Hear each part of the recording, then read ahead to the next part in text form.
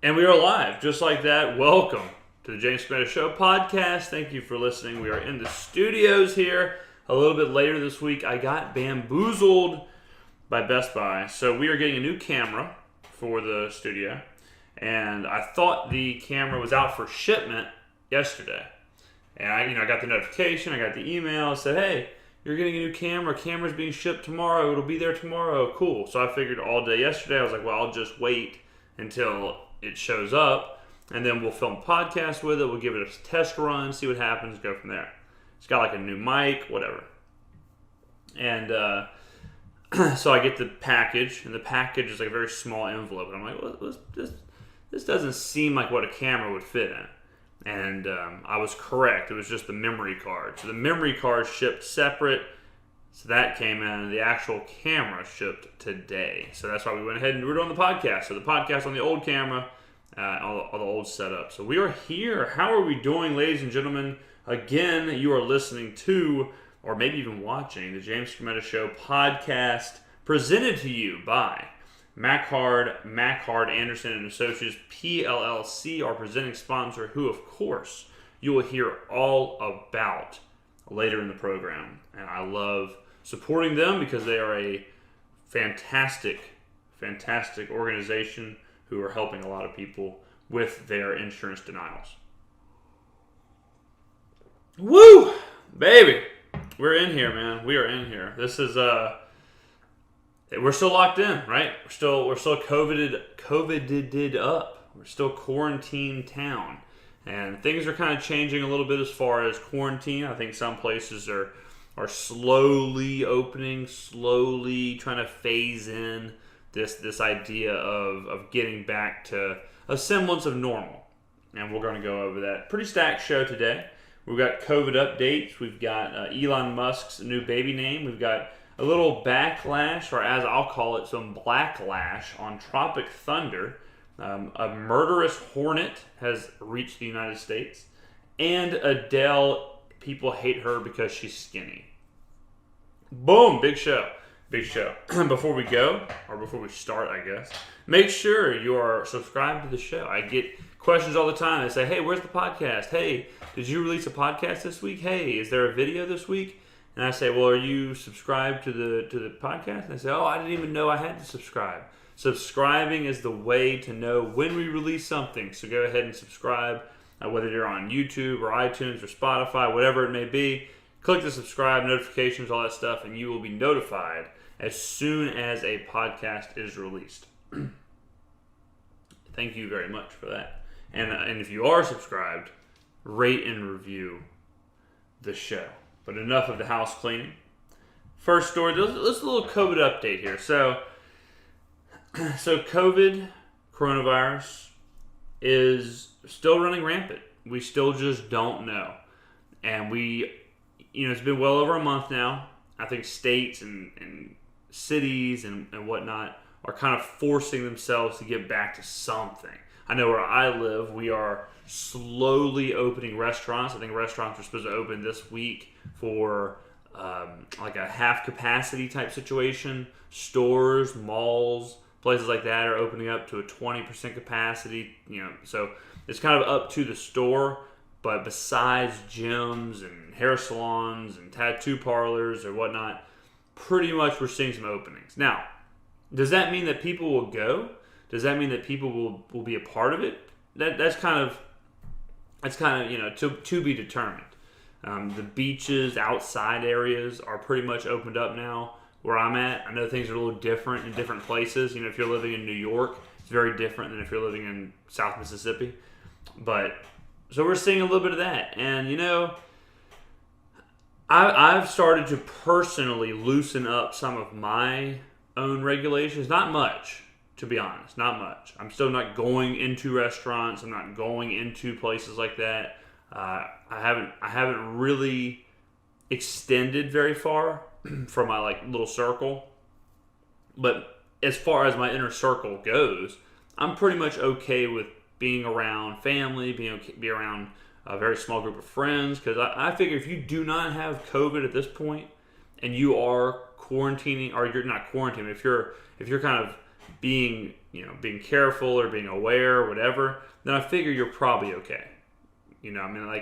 I wouldn't trust somebody who's just going in and out of places and traveling all over the place or going on an airplane or something. But if I know that these people have been basically home, all that stuff, and they don't have COVID and they haven't had it and they haven't had anything, then I'm probably okay with seeing those people. But I still haven't seen a lot of people. I haven't seen a lot of my family members in well over a month. But I did do something for the first time. I ordered a pizza. This was a little crazy. This is a crazy move. I had a couple of damn Trulies. I'm not gonna lie to anybody here. I had a couple of them pink grapefruit bad boys, and I was out in the sun getting some vitamin D. Had a few Trulies. Got back to the house and I was thinking, man, I'm pretty hungry. I was looking around, stumbling, bumbling through the pantry. Oatmeal and eggs just didn't sound good, and I thought, you know what really sounds good? I haven't had in 2 months. Pizza and wings. So in my seltzered up mind, I thought, you know what, man? I'm just going to order this damn pizza. I'm going to have them drop it off at the door, and I'm going to let it rip. So I order a pizza. Not only was this the first time I've ordered a pizza since COVID, this is probably the first time I've ordered a pizza, like just me, a solo pizza. I mean, like 5 years or something. I just don't usually do it. And so I ordered the pizza. It's probably like 11 o'clock at night. Ordered a pizza, got a large pizza and 8 wings, hot wings, and the pizza. 3 toppings. It was like their special, large 3-topping pizza and 8 wings for like $10. And no, it was like $20, excuse me. And I got pepperoni, banana peppers, and jalapenos. I was really feeling brave with the pizza order. And so got it, and I had some cash on me, so I paid in cash. I get to, or the person shows up at my doorstep, and they knock, and they say, like through the door, they're like, "Hello, Pizza Hut. Would you like me to leave the pizza on the porch?" And I'm thinking like, in my seltzered brain, I'm like, well, how am I going to get them the cash? Then I would have to open the door, put the cash there, and so I was just like, no, I'm coming. Like we're old friends. So one of the first people I've interacted with in this COVID quarantine situation was this pizza delivery driver. She was very nice. Tipped her well and all that stuff, and then got my pizza. Devoured the pizza. Devoured the wings. By far, it's been like the most spicy, the most flavorful, the most whatever thing I've had in probably 60 days. And man, I paid for it. I was Pepto-Bismol out of my mind the next day. But yeah, so I've kind of eased up on some of my own personal regulations. But it is interesting, man. It's so interesting that we've only been quarantined for 30 days. Let's just say 35 days. Let's say 40 days between friends. So 40 days. Within those 40 days, we've already seen like a huge shift just in how people look at just normal things. Like how people look at handshakes or not wearing a mask or wearing a mask or even like, whatever. Like people like greeting each other like with a kiss on the cheek kind of thing. Like back in the day or whatever. That's like seeing that has already been a shift to where if you see someone walking around without a mask, like at a gas station, and they pump gas, no mask, no gloves, pump gas, get back in their car, if they go to like reach for their cell phone, I would say a majority of you would just be like, well, hey man, you need to wash your hands first. And it's only been 35, 40 days. So we're already seeing this crazy shift across the board, whether it's good or bad. I mean, like I'm not saying that it's out of control, but it's just interesting to see something happen so fast. Very rarely do you see just kind of a societal shift for something like this so quickly. It's different if something lingers or something like that, but this has really had major ramifications for you. We talk about it in almost every podcast. Every podcast we talk about kind of the evolutionary or the changing of the guard type deal. Most of the time we say maybe it's time to be more self-sufficient. Maybe it's time to be more prepared. Maybe it's time to just focus on the self. We've kind of been pushing that a lot recently.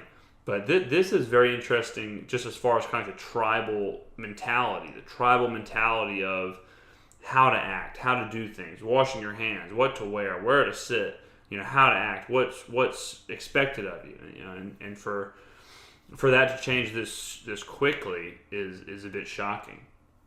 It's also pretty crazy. I'm sure, as a lot of you are, I've been doing more work stuff, just like the 9-to-5 work stuff, on top of content. I mean, we've been creating more content right now than ever, but on top of that, just work stuff. And when we try and plan things, it's almost impossible, because it's really crazy to think. Right now, we're recording this on May 6th, Set de Mayo, as they call it in España. But it's crazy to think that we have no clue right now on May 6th, zero clue, can't even guess what July 1st would look like, what even June 1st looks like. I just have no idea. I mean, if I asked you, hey, what do you think July 1st looks like? You have to start at the most base level. You have to say, are people going to be sheltered? Is the quarantine still going to be going on? Will restaurants be open? Will public areas be open? Will gyms be open? And then you answer those questions, and then you go to, will people be utilizing them? Will people be there? Will people be doing that? Then you answer those questions, and then it's like just you have to ramp up just to get to normal. I mean, that's how crazy right now is that you have to go through these qualifying stages just to get to normalcy, and then you kind of say how the world will be, and that's months in advance. And it's just so interesting, or so challenging, I think, to live in a time where it is day by day. It is definitely day by day, but each day seems to be the same. It's almost like a paradox of itself. It's almost like a singularity, like falling in on itself. Every day, right now, you're living, as far as I'm living in a 24-hour wake up to sleep cycle, pretty much. Days don't really matter that much. Months certainly do not matter. It is like, I'm awake, and I'm going to do whatever until I go to sleep. And then the next day, figure it out, right? That's kind of how I'm moving. But every one of those little wake to sleep bubbles are pretty much identical. And so that's been challenging, sure, but more than challenging, it's been different. I think it's been positive in some ways, and it has been negative in some ways, but for that's a challenge that I think everyone can identify with for sure. Something else that's kind of interesting is that the older generation is still kind of hanging on to this narrative where they don't really understand the virus, and they kind of still compare it to things like the flu, or not just the symptoms, but they'll say something like, 250,000 people die every year in drunk driving accidents. But, we never shut the country down for that. And it's obviously very hard to link that. It's very hard to follow that train of thought. But what is interesting is that cigarettes are across the board bad for you. That is for sure, right? We don't need Dr. Anthony Fauci and his 47 podcasts to make a press conference to tell us that cigarettes are really bad for you. And cigarettes also attack the lungs, which with COVID is a major problem. Cigarettes, I'm sure, would lead to those underlying conditions that would make COVID or viruses like that worse. But cigarettes, for what everything else has been changed. We've changed masks, we've changed washing hands, we've changed Lysol, we've changed how much you use antibacterial soap or lotion, we've changed our greetings of people, we've changed social distancing, we've changed how many people can be in a building, we've changed everything. Curbside pickups, we've changed contactless this, but we haven't changed cigarettes. It's still totally okay to just smoke cigarettes. Isn't it weird? Isn't it weird that you would think that if we were really trying to protect 300 million people in America, we were really trying to protect them at all times, you'd think it'd be like, hey, maybe we shouldn't be smoking cigarettes right now. Or maybe we should ban cigarettes right now. Or maybe it's like, how has that just escaped this whole COVID thing? Now, there's a lot of different avenues you can go with that. One, you can say, well, it's a choice. It's just like alcohol or anything else. It's a choice.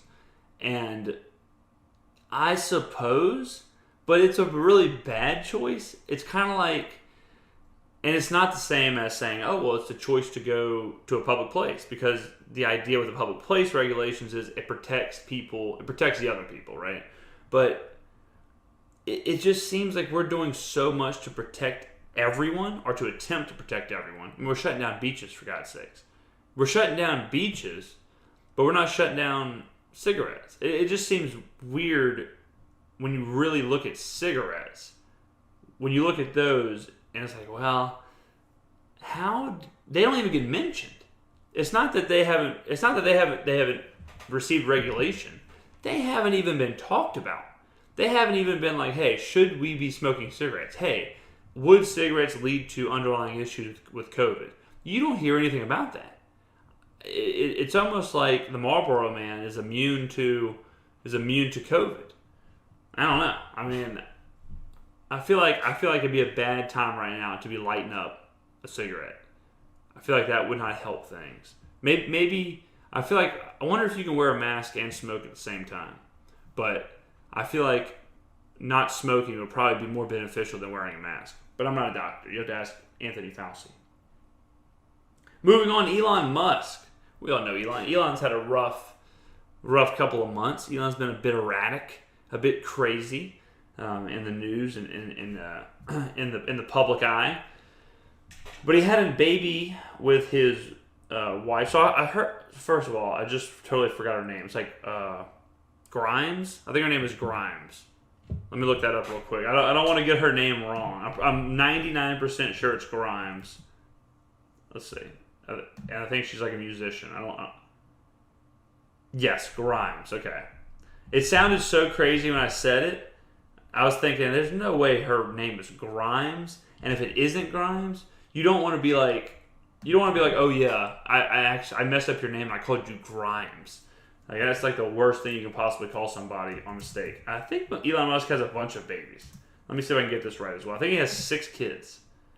Because I saw someone say, yeah, he's got a ton of kids. So 1, 2, 3, 4. He has 6 kids. His kids are named Nevada, Damien, Griffin, Xavier, Saxon, and Kai. All right, that's the kids that he has. And because I heard someone say that he had his first kid, and people were like, "Dude, this is his 7th kid." So those are all of his kids' names. So he just had a new baby with Grimes. This is the baby's name. XAI A-12. So XAI A-12. Basically, the baby's name is what's on the bottom of your internet modem. You know how when you got to put in your Wi-Fi password when you first buy your internet modem? If you flip over your modem and you look at the bottom, that password is what Elon Musk named his baby. Now, there is a meaning behind this. No, it's not a family name. It would only be a family name if you were a brand of refrigerator. But the reason behind it, according to Grimes, is the X is for the unknown variable. So in an equation, you say X equals whatever. X is always the unknown variable. AI, and it's spelled A-E. It looks like an A-E, and that is the Elven spelling of AI. And people are kind of putting 2 and 2 together that possibly the Elven spelling of AI could be for artificial intelligence, and Elon Musk is a big proponent of AI. Next is the A-12. The A-12 is the precursor to the SR-17 aircraft, which is Grimes and Elon Musk's favorite aircraft. Now, first of all, it's kind of crazy to even have a favorite aircraft. Like, if you asked me, hey, what's your favorite aircraft? I would just, the ones that land? I don't know. I really don't know. Like, can you name your favorite aircraft? The one with wings?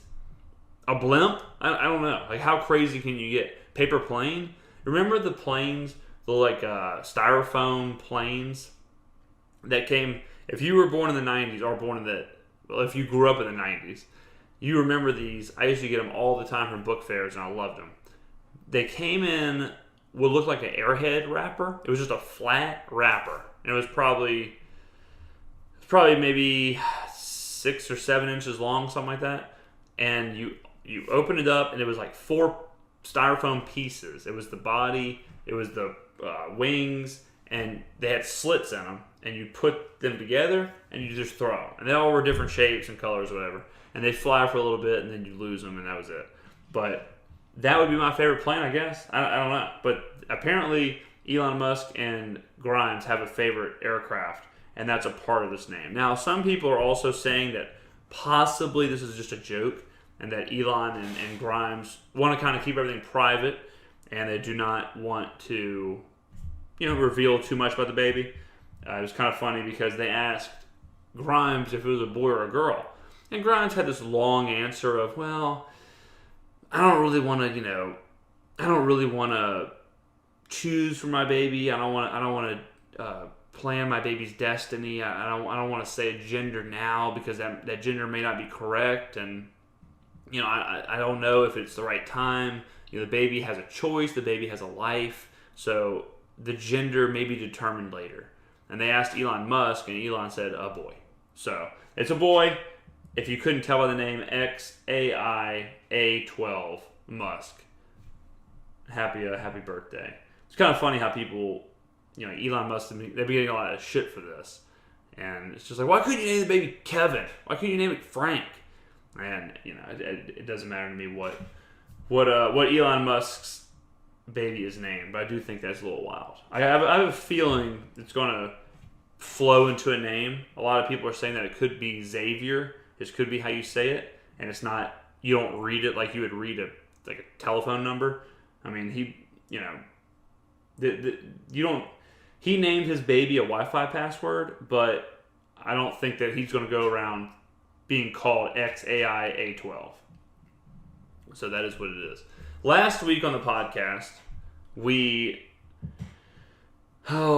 people, it's almost like they try. It's almost like now people are trying to get their topic put on this podcast. Last week, I said, we had all these people playing the circle game. How dumb can people be? We had to daddy up and teach all these kids why not to get in Ponzi schemes, why not to get in pyramid schemes. And we pretty much said, this is the dumbest thing you can do. This is the bottom of the barrel. This is the worst of the worst, is to invest in the circle game. Well, congratulations. We have a new champion. We have a new winner. We have a new first place gold medalist. Do y'all remember the movie Tropic Thunder? Of course you do. Ben Stiller, Robert Downey Jr. Very funny movie. I think Jack Black was in it. Very, very, very funny movie. Came out like 2007, somewhere in there. Well, so millennials and Zoomers and TikTokers, in between lip singing and dancing on TikTok, they found Tropic Thunder. They found the movie. And they dug through their Blu-ray discs and found Tropic Thunder and were absolutely outraged to find out that Robert Downey Jr. wore blackface throughout the movie. I'll repeat myself. People were outraged when they found out that Robert Downey Jr. wore blackface in Tropic Thunder. So first of all, if you've never seen the movie, Robert Downey Jr. it's like a satire on method actors. So he's supposed to be this incredible, critically acclaimed method actor who's like award chasing. So he takes this role in this movie where he plays a black man. In the movie, Robert Downey Jr. wears blackface and he's like overly acting like the person he's portraying. He won't break character. It's a super obvious satire on the idea of the Jared Leto method acting, Christian Bale method acting kind of thing that we see today. where they'll take these insane roles, transform into these characters, won't seem to break character for 6 months, and they'll win some awards and then go back to being who they were. So, not a big deal. Ben Stiller's in the movie. It's not supposed to be a magnus opus for Robert Downey Jr. or anybody. And that's the whole point, right? Like, that's the whole joke, is that the movie's so ridiculous. Ben Stiller is the leading man in an army movie, and Robert Downey Jr. is playing a role of a method actor who's trying to take it way too seriously. That's the joke. It ends there. After that, it's just a Ben Stiller movie. Nothing to see here. Give me $8. Go into your movie theater. Laugh a few times. Go home. That's it. We don't need The Hill to be writing an article. We don't need Vanity Fair to be writing an article on this. But Twitter, police joined forces and were pissed to find out that this occurred. And they tried to cancel Robert Downey Jr. Now, it took them about, I'll say 10 hours. It took about 10 hours for them to realize we done messed up. We done pooped the bed. And then it kind of died. But that will not stop me from getting on my soapbox and talking about how dumb they are. So, I'm going to speak pretty frankly here. And as we do on this show, I'll preface this with saying, or as a good friend of mine, Ryan, likes to say, I will preface this by saying 99% of people who listen to this podcast are with each other on this topic. They realize satire, and they realize, jest, and we've made a lot of, pretty terse jokes on here, right? We made some pretty terse jokes. We have no problem getting into that kind of stuff and pushing the limits. And so, I don't expect backlash for things like this. So I'm not speaking to any of you directly. But we will talk about this on the off chance that someone vaping in between blowing smoke rings will get some advice here. I think being offended, or saying you're offended, and really this kind of goes for blackface. Now I'm not saying that I would like to see more blackface, right? I'm not advocating for blackface. It really doesn't matter to me. I don't think blackface makes something better. I don't think whiteface makes something better. But in certain cases, it's okay. Like Dave Chappelle, when he was doing the white newsman and he put on like powder or whatever and put on white hair, that's fine. Probably made the scene better. And white chicks, okay, I'm cool with white chicks wearing the weird, claymation looking masks. Cool with that. Underrated movie. So, the idea of being offended, and in this situation, being offended by blackface, in today's day and age, saying I'm offended, I think a lot of people believe is like a trump card, where when you say I'm offended, you win, and the other person has to go home. It's like playing, it's like playing Uno and having the main card at the very end. Slam it down on the table, the game's over. That's the ace in the hole. I'm offended. This has to end. And I believe that I am offended is one of the most shallow, one of the biggest wastes of sentences you can possibly have. If you say I'm offended, to me, my response would be, okay, so what? Right? And that's not to say that someone saying they're offended doesn't mean anything, but they have to have something to back it up.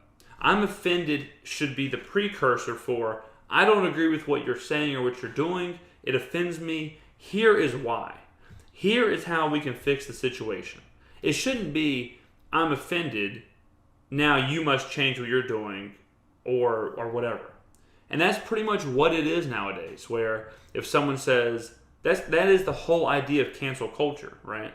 The whole idea of cancel culture is, I don't like that thing, person, movie, music. It offends me.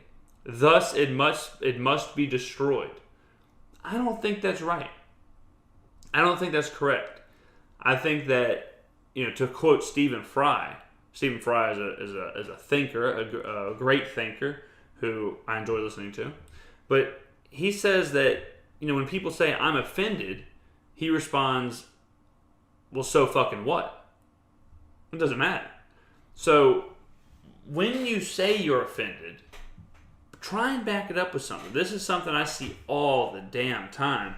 As I see people will say, I'm offended, or even not offended. Just they say something. They say, oh, well, we should have. I'll use this for an example. We should have universal health care. Okay, and then me or you or whoever would say, why? And then they will say, well, because everyone should have health care. And it's like, well, yeah, that you just said that. You said everyone should have universal health care, and then your next sentence was because everyone should have health care. Why should they all have health care? And most of the time, the person cannot, they can't go past that. Just like the offended thing. It's like, I'm offended. Okay, why? Because it makes me feel bad. Okay, you just said that. You just said you were offended. Explain why it makes you feel offended. Well, because I don't like it. Again. You're just kind of saying the same thing. So when you're in those situations, whether it's something you're arguing for, whether it's something you're arguing against, whether it's something that may offend you, and things can offend you. I don't think that people should be bulletproof. That also is not appropriate, right? It's also not. On one hand, we should not have this cancel culture. We should not have where if you're offended, it's over. But we also shouldn't expect people to just be completely bulletproof, to where nothing offends them or nothing pisses them off. But if something does, do a little research or at least understand why enough to back up the original argument at all. Because I am offended is virtually saying nothing.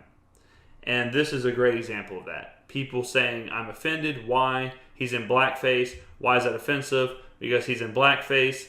Okay, why does that offend you? Because that's racist. Why? Because he's in blackface. That's like the conversation on Twitter. And that's a great example of why it's so bad. So, Tropic Thunder trending. And it's funny because whenever it was trending, I thought it was one of those things where it's like, Tropic Thunder released 18 years ago today. And every time I see one of those, I'm like, oh my God, I am getting so old. I mean, I've seen some.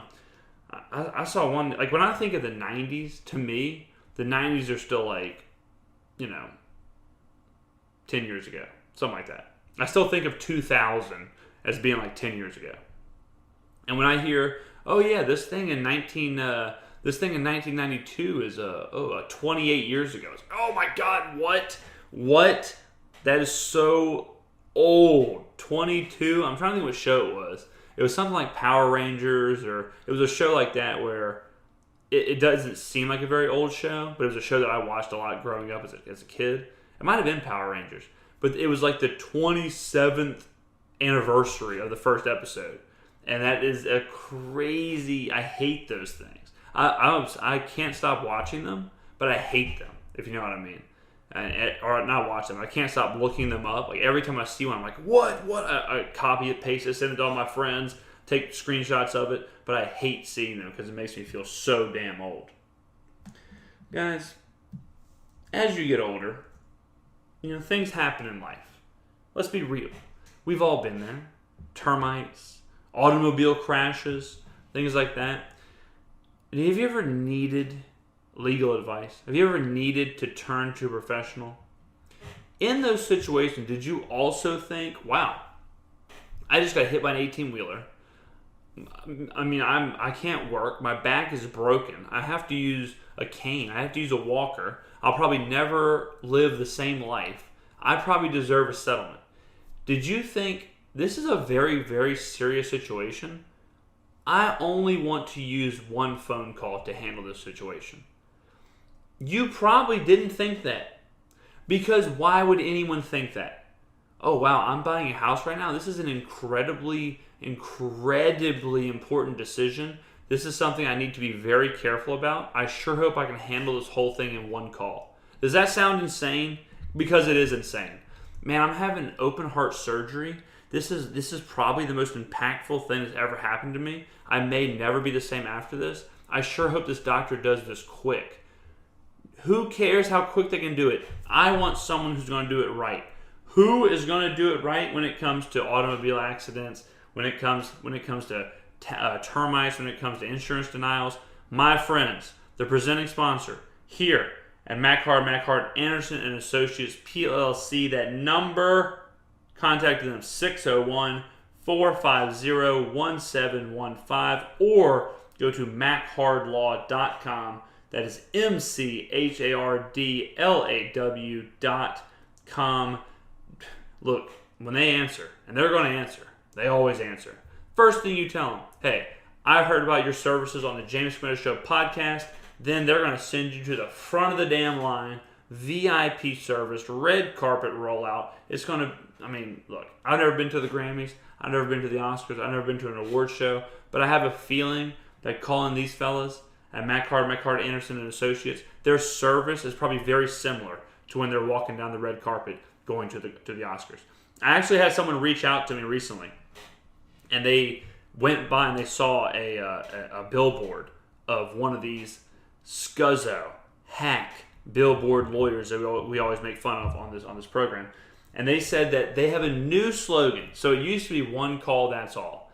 And we've been blasting them here on this program. We've been blasting them for the one call, that's all. Because where does one call, that's all fit? Prison?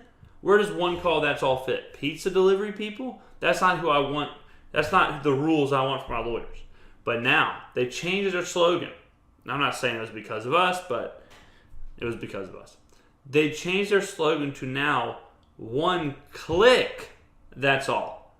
They're demoting you. They are downgrading. They're saying, look, I don't even want to talk to you. I don't want to hear your stupid voice. I don't want to see your stupid poor face. I don't want anything to do with you. I want you to one click. Like it. They are almost deleting time from you. They are almost rendering you totally helpless. One click, that's all, to settle the biggest situation in your life. Oh, termites have done $200,000 worth of damage to your house? Click here. What?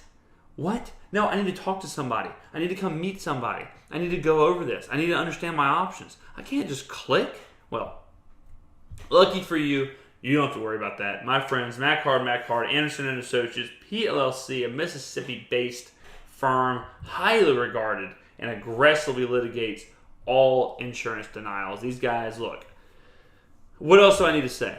They're the only firm in Mississippi delivering seven-figure settlements. It's unbelievable, guys. Do not waste your time with the billboards. Do not do one click. Do not do one call. The only one click you should do is subscribing to this podcast. The only one click you should do is on the 5-star area of the reviews.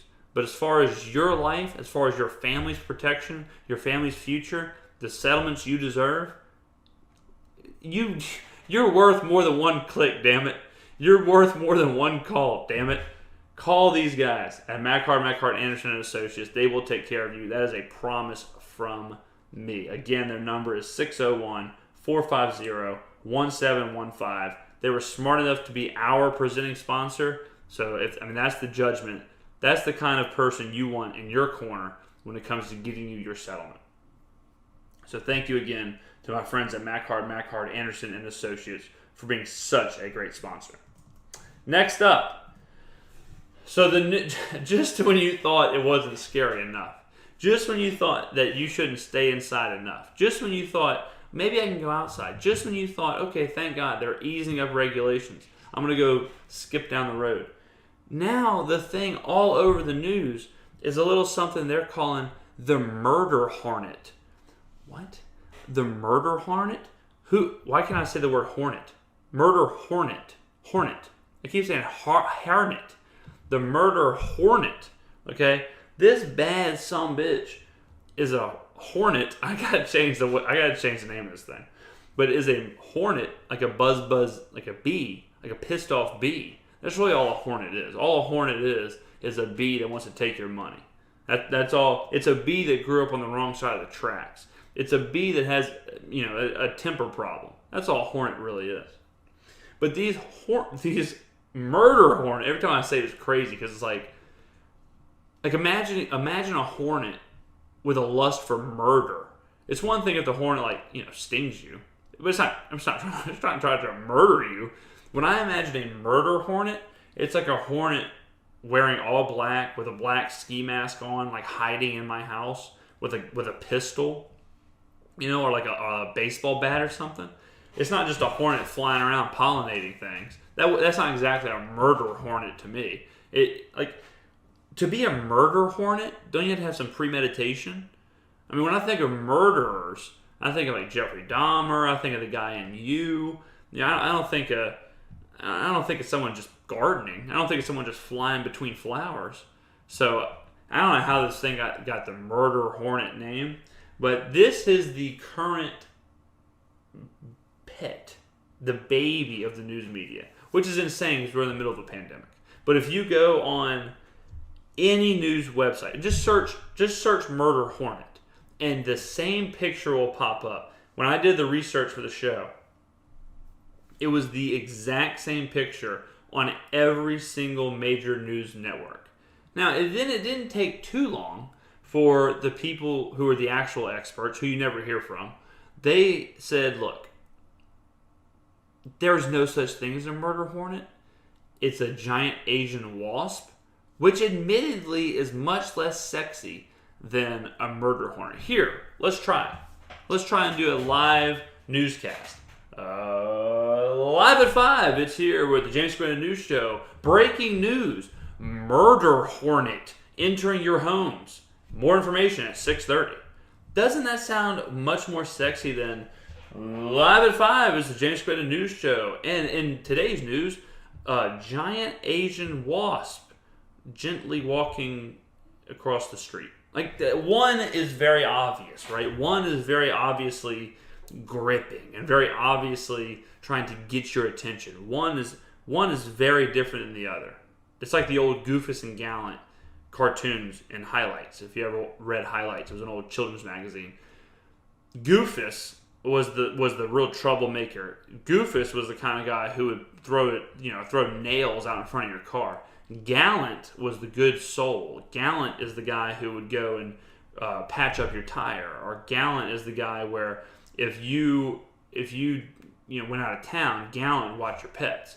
If you went out of town, Goofus would skin your dog. You know what I'm saying? So the murder hornet is Goofus with a bipolar disorder. The giant Asian wasp is Gallant.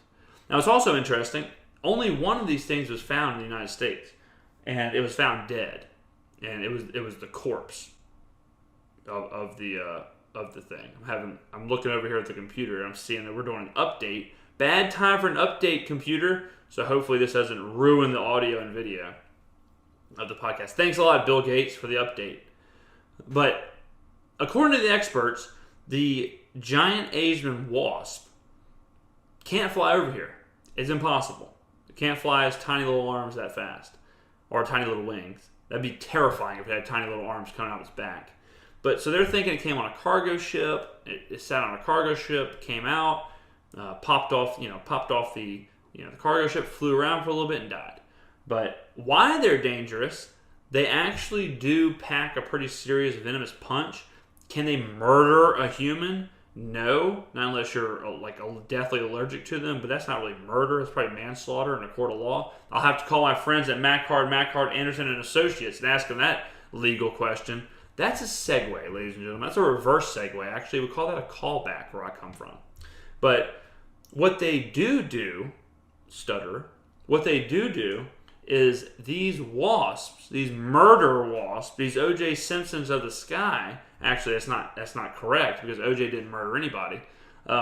These Scott Petersons of the sky, these guys fly into beehives and they kill everyone. And they decapitate all the worker bees, kill the queen, and eat the larvae. Now that definitely sounds murderous, I'll admit. That sounds bad. European bees have evolved to understand this because the wasps are over there. So European bees get into what's called a bee ball. And they get into a bee ball and they surround the murder wasp. and they flap their little wings, the bees, they flap their little wings so fast on all of them flaps surrounding it.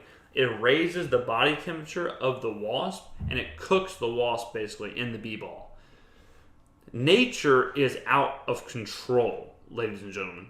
When you think about what we're dealing with, it's like, oh, well, we have a pandemic going on. People's lungs are filling with blood and pus. Like, possible alien lizard people are running the government. We got some pretty serious stuff happening here. And then you think about what animals are doing, and it's like, oh, what are you dealing with? Let's say you die of COVID, or someone dies of COVID. It doesn't have to be you. Someone dies of COVID, they're at the pearly gates. They're at the pearly gates, and it's like, oh, well, or for the sake of this, let's say they're down in hell, being licked by eternal flame. So let's say it's Michael Jackson, and let's say Michael Jackson is down at the gates of hell, and they ask him, oh, how'd you die? And he says, oh, well, my doctor slipped me, the wrong medication, and I was used to taking sleeping pills to try and go to sleep because of my overwhelming guilt of being a serial pedophile for my entire life. I couldn't sleep at night, so I had to get these sleeping pills. I overdosed on accident. Really bad situation. And then he's talking to a wasp, a murder wasp, and he says, how did you die? And the murder wasp says, well, I was surrounded by 1,000 bumblebees, and the bumblebees flapped their wings so hard and fast that it slowly raised my body temperature to the point to where I was cooking inside of a ball of bees, inside of a beehive, and then the hive ate my corpse.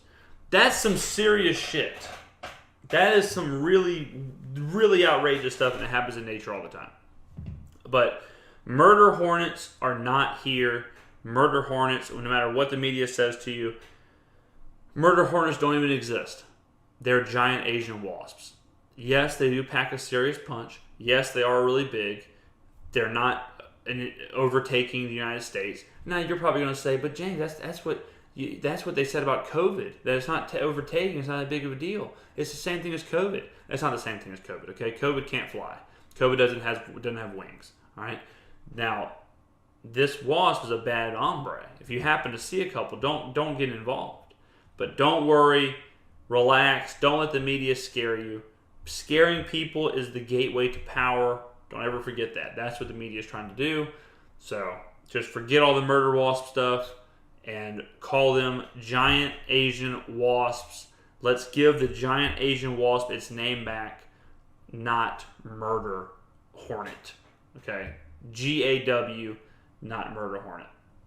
Last story of the episode, Adele.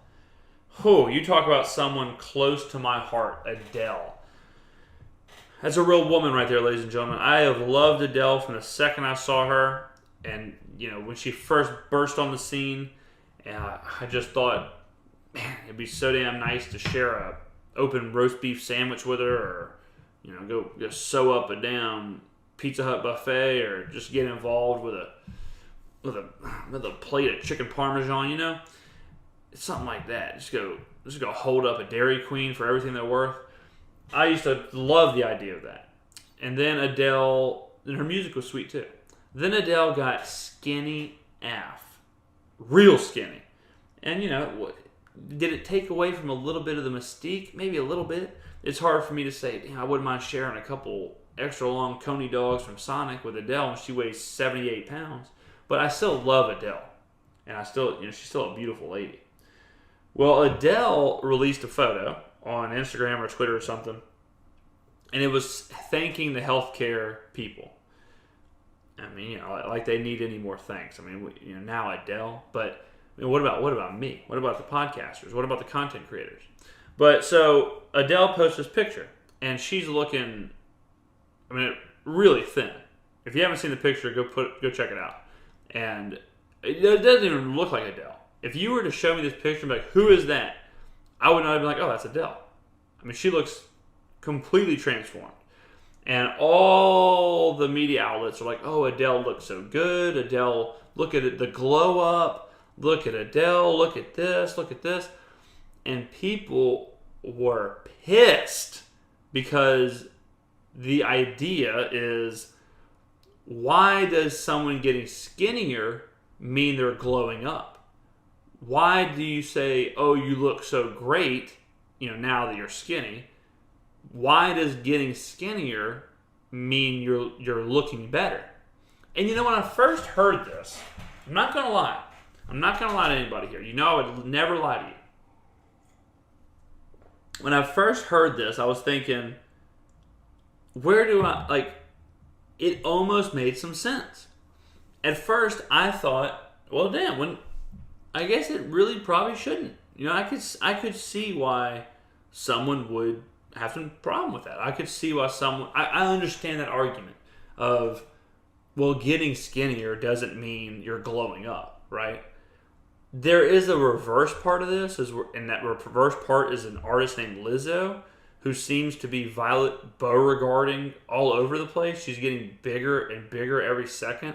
I don't know how she does that. If you don't get the Violet Beauregard reference, that's to the Willy Wonka lady who ate the blueberry, and she kept expanding and turned to a blueberry. And, man, now that I say that, I don't think that was Violet Beauregard. I think Violet Beauregard was the rich girl. Oh, my God, did I mess up that reference? Let me see. Let's check. We're going to live fact check here. Violet Beauregard. I think, oh, man, I really hope this isn't true. Nope, I got it right. I'm the best.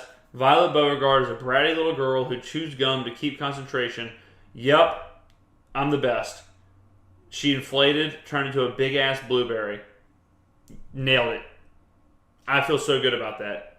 Absolutely nailed it. Boom. I should have never doubted myself. When I was a little kid, Willy Wonka and the Chocolate Factory was one of the scariest movies I've ever seen. 2 movies that really, really traumatized me as a child. And I was one of those kids that watched movies way, my dad specifically had zero idea of parental control on a movie. I saw Casino when I was 5 or 6 years old, whenever it came out. Goodfellas, saw super young. Silence of the Lambs, saw super young. Should not have been seeing those movies at all, but I watched them. But the movies that traumatized me, Willy Wonka and the Chocolate Factory, the scene when they're going through the tunnel and Willy Wonka's singing and the walls of the tunnel turn into snakes and centipedes and there's bugs crawling into people's mouths, freaked me out. I didn't like that at all. Movie number 2, Wizard of Oz. The monkeys, didn't like that at all. The flying monkey things, not for me. 3, Jurassic Park. The scene, fun fact, Jurassic Park is probably my favorite movie. I've seen it more than any other movie of all time.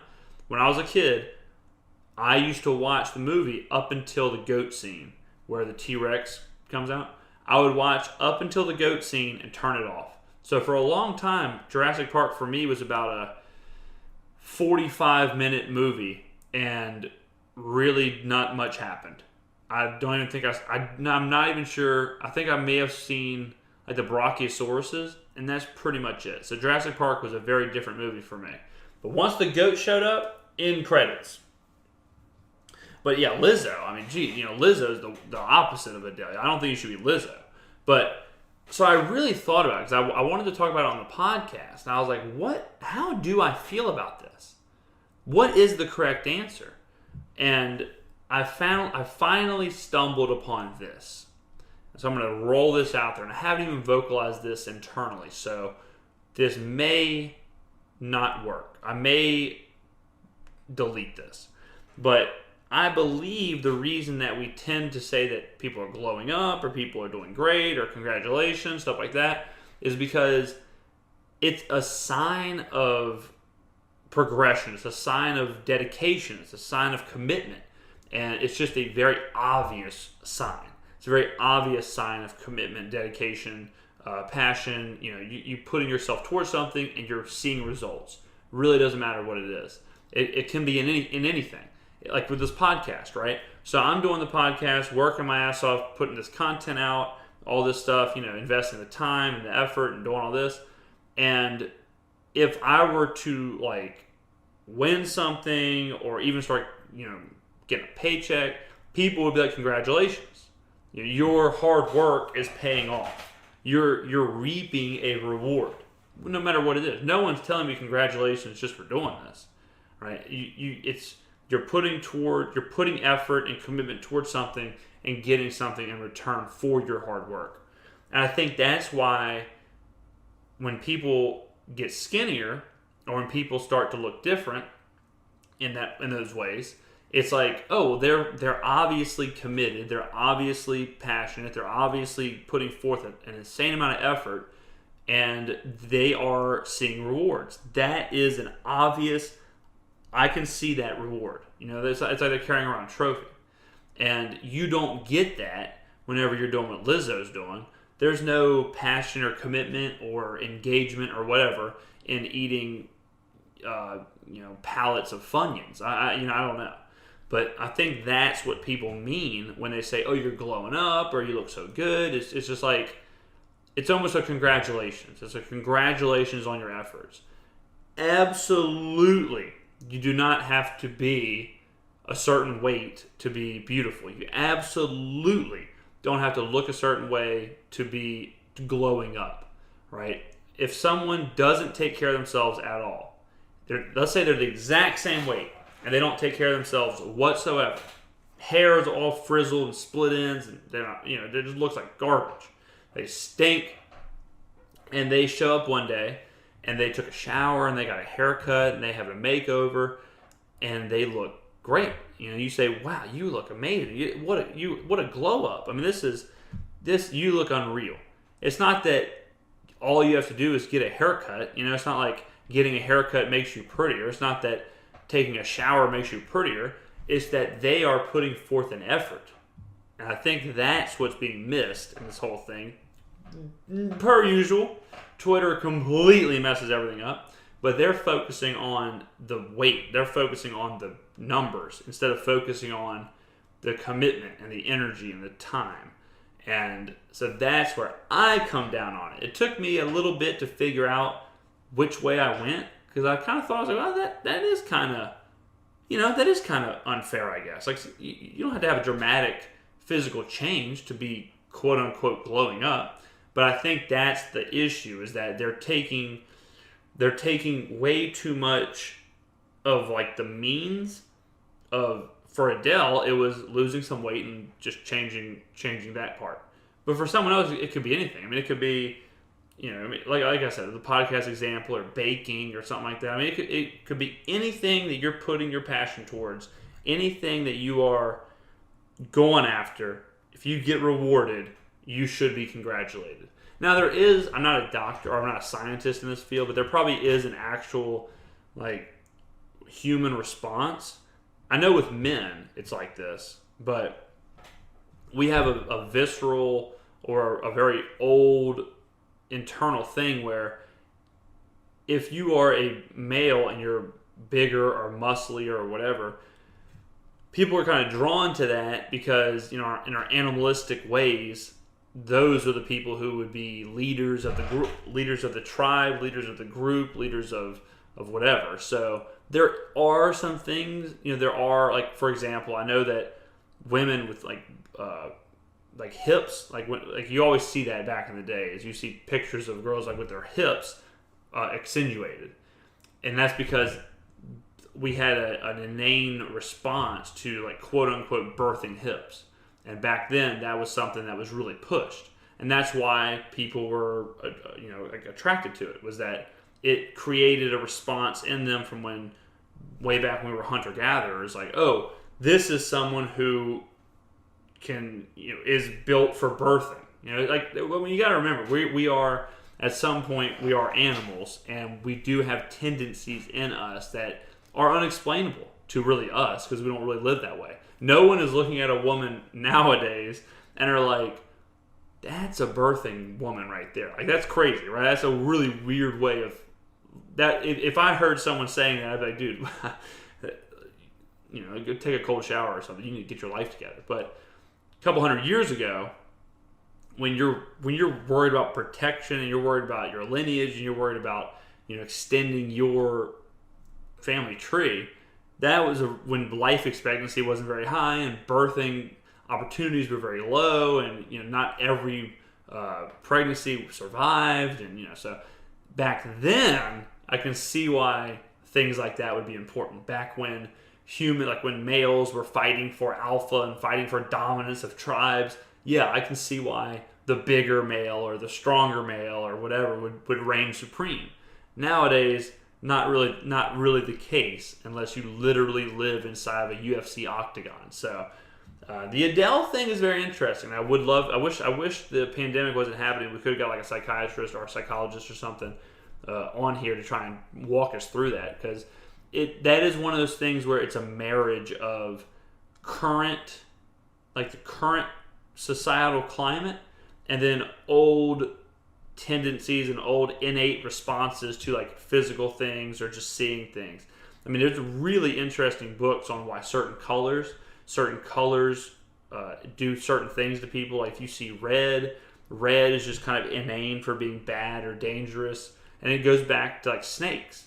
It goes back to why snakes, colors on snakes then translate to colors you see, and then through evolution you just hang on to stuff like that. They say that, and now we're really going down a rabbit hole, but they say that if you have like a fear of snakes, that's an evolutionary fear where you have an increased fear of snakes or spiders or whatever. And if you trace back your lineage, you probably had someone pretty close to your time die from a snake bite or a spider bite or a height or whatever your irrational fear is. More than likely, that is an evolutionary trait that is passed on to you to fear that more because someone in your bloodline, felt that trauma, whether it was, a family member of theirs dying or them having an accident or something like that. And those traits can pass on evolutionarily. So it's very interesting that there's certain things that we are drawn to, certain things we are opposed to, and a lot of times we can't control them. It happens generations before us, and we just it makes us who we are. But I think the Adele thing is a little bit of that, and it's also just a little bit of people, just being petty. But there's so many layers to that. It's such a simple story. I think that's what we do on this show, is that we take these simple stories, and at least that's what I do. Like just when I look at something, is that these little simple stories, you can unfold them into so many layers, and everything is an onion, really. And getting to the center of all that stuff, and getting to the center of why, the big question of why, and there is so many whys out there. Just like with this Adele thing. I mean, why are some people like Lizzo, for example? Why would someone like Lizzo, or it doesn't have to be Lizzo, but why would some people hate Adele for looking like that? And it goes back to them maybe resenting themselves for not a weight thing, but resenting themselves for not committing to something, or to not, they hate the fact that, well, I don't have anything that I can read through a word from. I don't have anything that I'm that passionate about. So they hate the people who are passionate about something, or they hate people who are trying to be committed to something. It's a crazy thing. You'll see people who, when they start working out, for example, let's say someone starts running, and they start running all the time, and it becomes like a huge hobby for them, a huge passion for them. And they start to, maybe instead of going out drinking, they say, man, I can't go out Friday night, Saturday morning, I'm doing a race. And you'll see people hate those people. Like, you'll see people like, it's all he does is run. What are you trying to do? Get a different hobby. They'll tear them down for having a hobby or being committed to something. And it's so weird. I mean, that's kind of what makes life enjoyable. Is finding a passion or finding a hobby or whatever it is. Like, people like different stuff. People like different stuff, and people have different hobbies and different ideas and different visions. And if those visions or ideas or passions don't match up with yours, doesn't mean you have to hate them. Doesn't mean you have to resent them. Just let people live. I don't like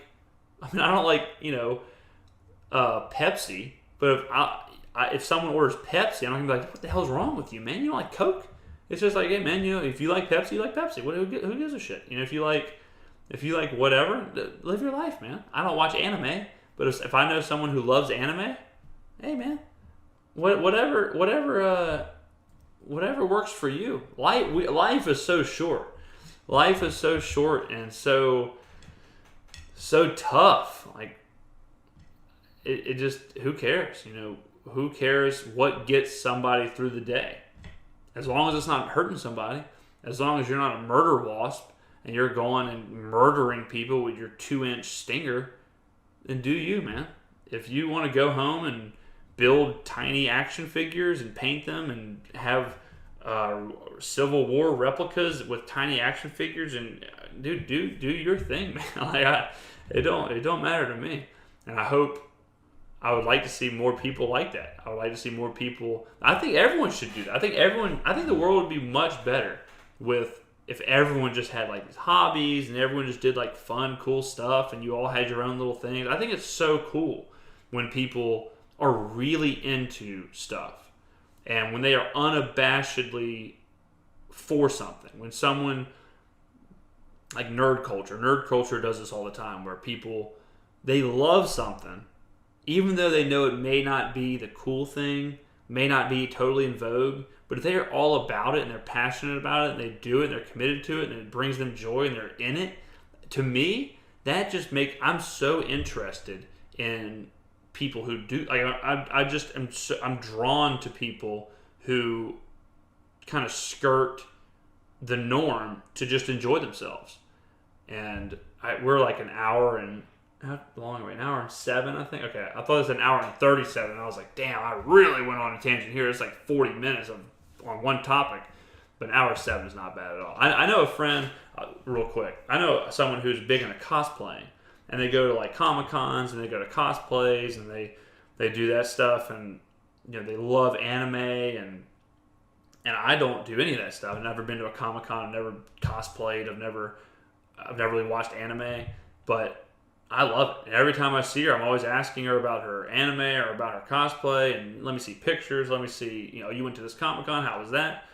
I just think it's so damn boring for people to be like, oh, what's your life all about? I was like, oh, well, I heard a long time ago that it's weird that we say, oh, what do you do?